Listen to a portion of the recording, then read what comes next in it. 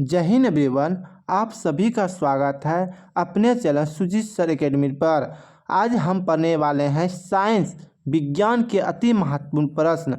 यदि आप लोग 2026 में इंडियन आर्मी का तैयारी कर रहे हैं तो हमारे साथ जुड़िए। आपको थ्योरी, वर्नल क्वेश्चन, वीवीआई प्रश्न, एमसीक्यू क्वेश्चन, पीवाईक्यू क्वेश्चन आपको तैयार कराया जाएगा ताकि आपका सफलता सुनिश्चित हो।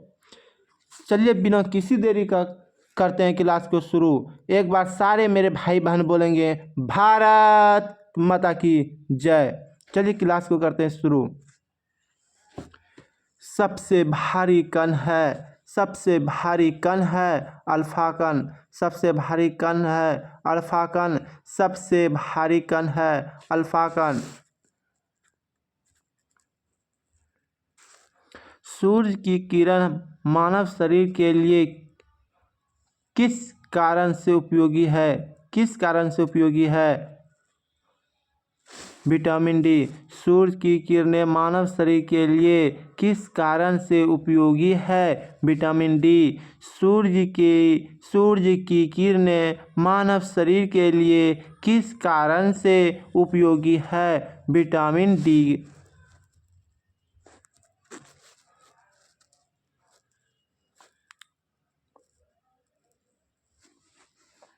वॉशिंग सोडा किसका सामान्य नाम है? सोडियम कार्बोनेट का। वॉशिंग सोडा किसका सामान्य नाम है? सोडियम कार्बोनेट का। वॉशिंग सोडा किसका सामान्य नाम है? सोडियम कार्बोनेट का। दंत क्षय का कारण है फ्लोराइड की कमी। दंत क्षय का कारण है फ्लोराइड की कमी। दंत क्षय का कारण है फ्लोराइड की कमी। संतरे किसके प्रबल स्रोत हैं? Vitamin C. संतरे किसके प्रबल स्रोत है? Vitamin C. संतरे किसके प्रबल स्रोत है? विटामिन सी।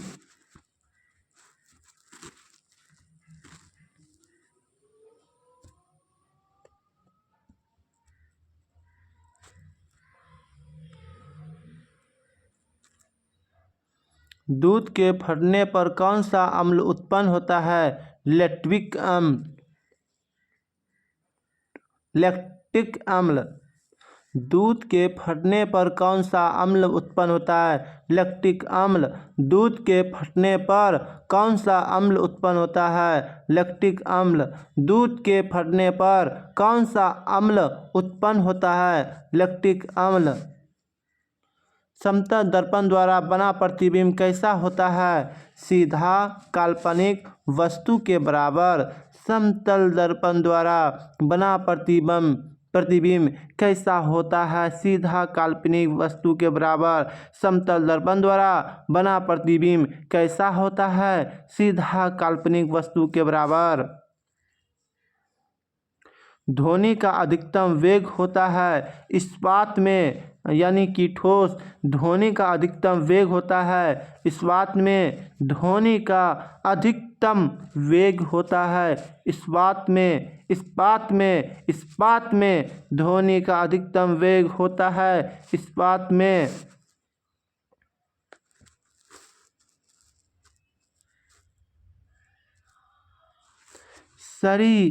सरी मछली जैसी गंध वाली गैस है। सरी मछली जैसी गंध वाली गैस है ओजोन गैस O3। सरी मछली जैसी गंध वाली गैस है ओजोन गैस O3।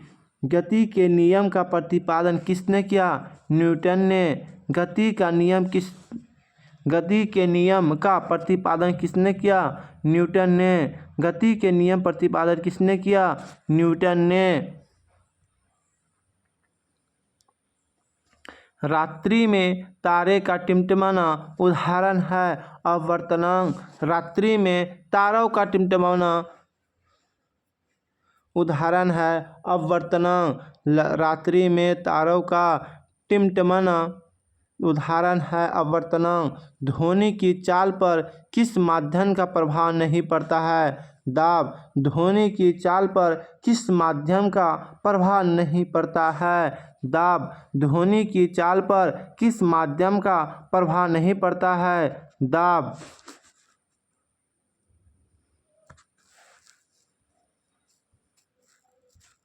ध्वनि का उपयोग किया जाता है अल्ट्रासोनोग्राफी व सोनार में। प्रतिध्वनि का उपयोग प्रतिध्वनि का उपयोग किया जाता है अल्ट्रासोनोग्राफी व सोनार में। प्रतिध्वनि का उपयोग किया जाता है अल्ट्रासोनोग्राफी व सोनार में। जीव विज्ञान के जनक है अरस्तु। जीव विज्ञान के जनक है अरस्तु। जीव विज्ञान के जनक है अरस्तु। वायु में ध्वनि की चाल होती है 332 मीटर सेकेंड। वायु में ध्वनि की चाल होती है 332 मीटर सेकेंड। वायु में ध्वनि की चाल होती है 332 मीटर सेकेंड।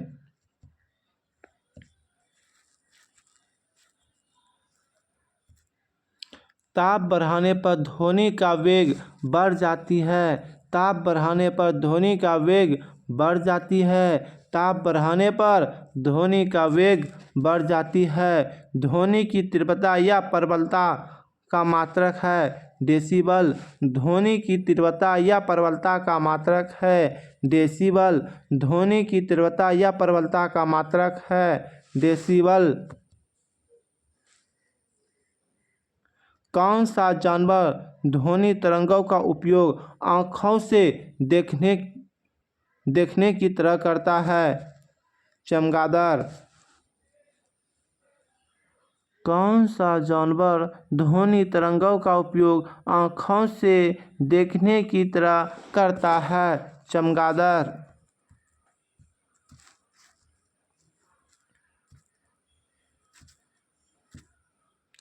रेबीज के टीके का आविष्कार किसने किया? लुई पाश्चर ने। रेबी के टीके का उपयोग किसने किया? लुई पाश्चर ने। रेबी के टीके का आविष्कार किसने किया? लुई पाश्चर ने। अम्ल स्वाद में होता है खट्टे। अम्ल स्वाद में होते हैं खट्टे। अम्ल स्वाद में होते हैं खट्टे। एक परिशुद्ध हेक्टोमीटर प्रतिरोध का मान चाहिए शून्य। एक परिशुद्ध हेक्टोमीटर के प्रतिरोध का मान होना चाहिए शून्य। एक परिशुद्ध हेक्टोमीटर प्रतिरोध का मान होना चाहिए शून्य। एक परिशुद्ध हेक्टोमीटर के प्रतिध्वनि का मान होना चाहिए शून्य।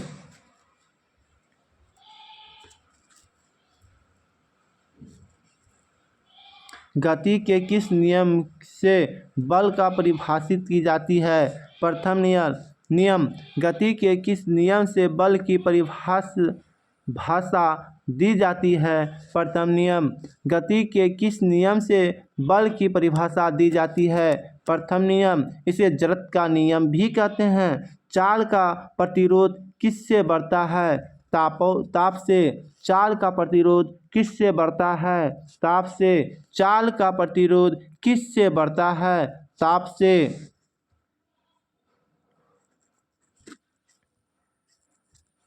ताजमहल किससे प्रभावित हो रहा है? SO2। ताजमहल किससे प्रभावित हो रहा है? SO2। ताजमहल किससे प्रभावित हो रहा है? SO2।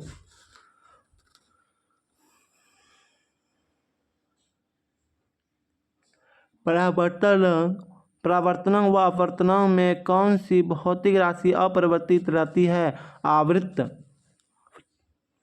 परावर्तनांक अपवर्तनांक में कौन सी भौतिक राशि परिवर्तित होती है? आवृत्त। परावर्तनांक व अपवर्तनांक में कौन सी भौतिक राशि अपरिवर्तित रहती है? आवृत्त।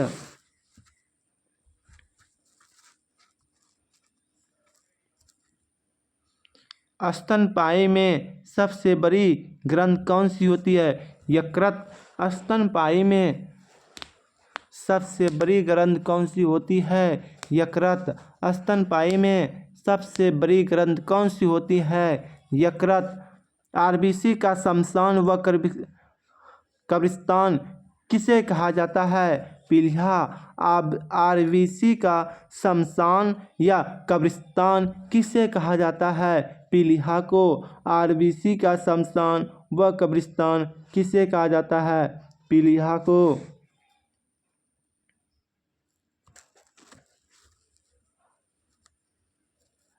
जल का क्वथनांक किस तापमान पर अधिकतम होता है? 100 डिग्री। जल का क्वथनांक किस तापमान पर अधिकतम होता है? 100 डिग्री। जल का क्वथनांक किस तापमान पर अधिकतम होता है? 100 डिग्री पर।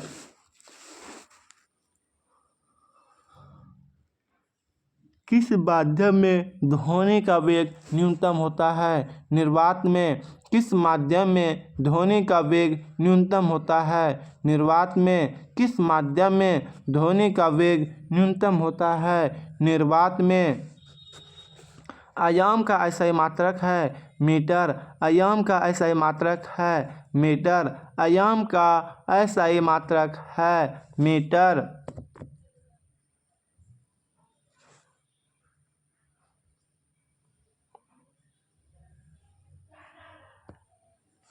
आवर्ती के ऐसा मात्रक का नाम किस वैज्ञानिक के नाम पर रखा गया है? हेनरिच रूबेल्ट हजट। आवर्ती के ऐसा मात्रक का नाम किस वैज्ञानिक के नाम पर रखा गया है? हेनरिच रूबेल्ट हजट। पानी का गलनांक बिंदु होता है 0 सेल्सियस डिग्री। पानी का गलनांक बिंदु होता है 0 सेल्सियस डिग्री।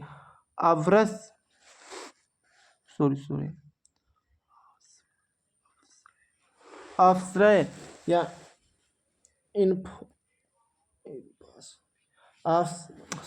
अपश्रय या इंफ्रासोनिक कंपनों का प्रास है 20 हर्ट्ज से कम।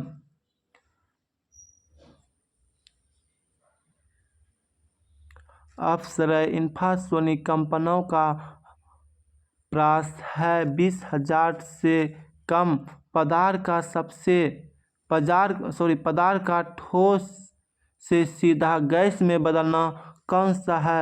ऊर्ध्वापातन। पदार्थ का ठोस से सीधा गैस में बदलना कहलाता है ऊर्ध्वापातन। पदार्थ का ठोस से सीधा गैस में बदलना कहलाता है ऊर्ध्वापातन। जैसे कपूर ठोस से सीधा गैस में परिवर्तित हो जाते हैं। जैसे कपूर, उदाहरण के लिए कपूर।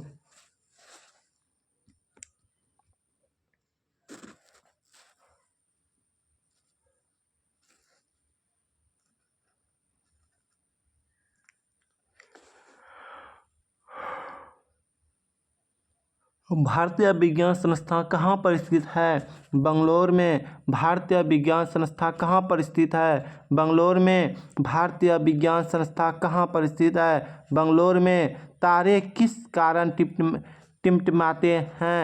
अपवर्तनांक के कारण। तारे किस कारण से टिमटिमाते हैं? अपवर्तनांक के कारण।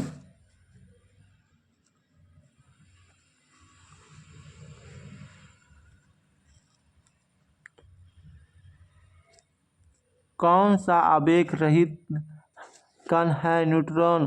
कौन सा आवेग रहित कण है न्यूट्रॉन? कौन सा आवेग रहित कण है न्यूट्रॉन?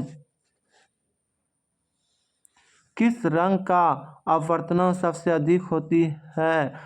बैंगनी। किस रंग का अपवर्तनांक सबसे अधिक होती है? बैंगनी। किस रंग का अपवर्तनांक सबसे अधिक होती है? बैंगनी। और सबसे कम लाल का होता है। लेंस की क्षमता का मात्रक है डायप्टर। लेंस की क्षमता का मात्रक है डायप्टर। लेंस की क्षमता का मात्रक है डायप्टर।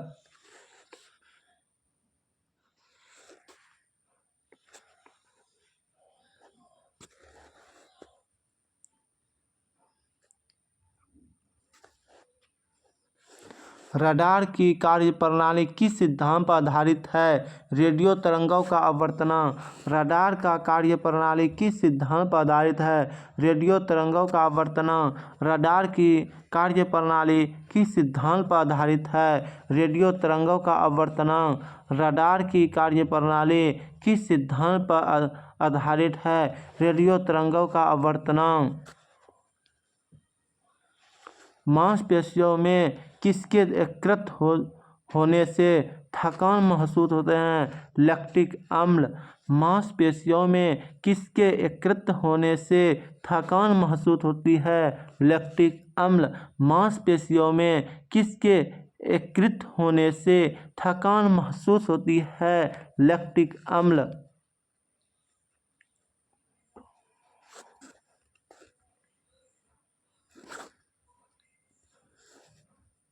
किस ध्वनि की स्रोत की आवृत्ति में होने वाले उतार चढ़ाव को कहते हैं? डॉप्लर प्रभाव।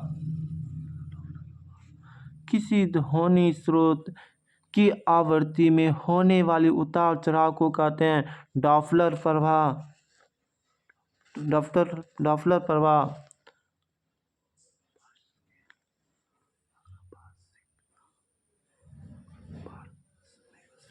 पार्सेक की इकाई है दूरी। पार्सेक की इकाई है दूरी।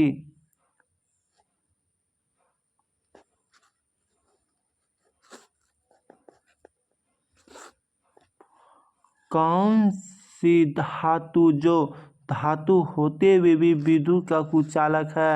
सीसा। कौन सी धातु जो धातु होते हुए भी विद्युत का कुचालक है? सीसा। कौन सी धातु जो धातु होते हुए भी विद्युत का कुचालक है? सीसा। ऐसा कौन सा धातु है जो धातु होते हुए भी विद्युत का सुचालक है? वह ग्रेफाइट है।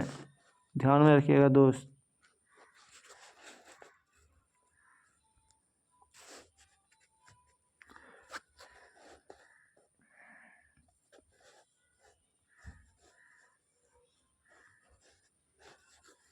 कपूर के छोटे छोटे टुकड़े जल की सतह पर नाचते हैं। पृष्ठ तनाव के कारण कपूर के छोटे छोटे टुकड़े जल की सतह पर नाचते हैं। पृष्ठ तनाव के कारण कपूर के छोटे छोटे टुकड़े जल की सतह पर नाचते हैं। पृष्ठ तनाव के कारण पानी का घनत्व अधिकतम होता है। 4 सेल्सियस डिग्री पर पानी का अधिकतम घनत्व होता है।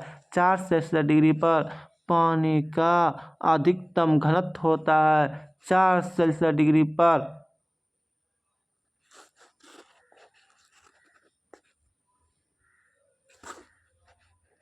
फलों में संवर्धन के विज्ञान को कहा जाता है फ्लोरिकल्चर। फलों में संवर्धन के विज्ञान को कहा जाता है फ्लोरिकल्चर।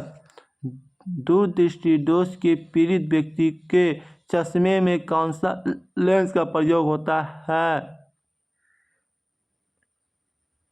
निकट दृष्टि अवतल लेंस।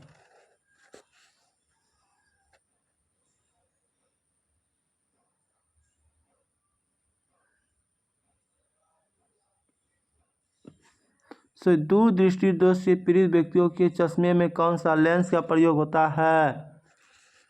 उत्तल लेंस। माइकोलॉजी में किसका अध्ययन किया जाता है? कवक। माइकोलॉजी में किसका अध्ययन किया जाता है? कवक। माइकोलॉजी में किसका अध्ययन किया जाता है? कवक का।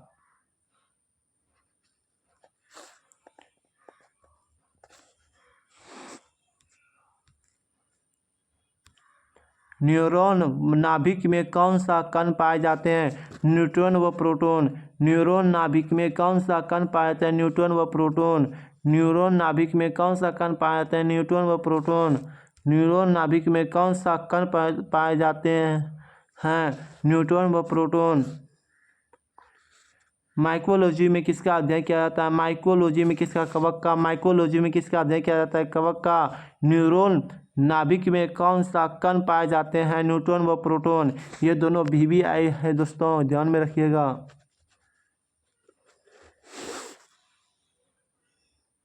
माइक्रोलॉजी में किसका अध्ययन किया जाता है? कवक का। माइक्रोलॉजी में किसका अध्ययन किया जाता है? कवक का। और न्यूट्रॉन नाभिक में कौन सा कण पाए जाते हैं? न्यूट्रॉन व प्रोटॉन। न्यूरॉन नाभिक में कौन सा कण पाए जाते हैं? न्यूट्रॉन व प्रोटॉन। ये दोस्तों दोनों VVI है, बार बार प्रश्न पूछे जाते हैं, इसको ध्यान में रखिएगा।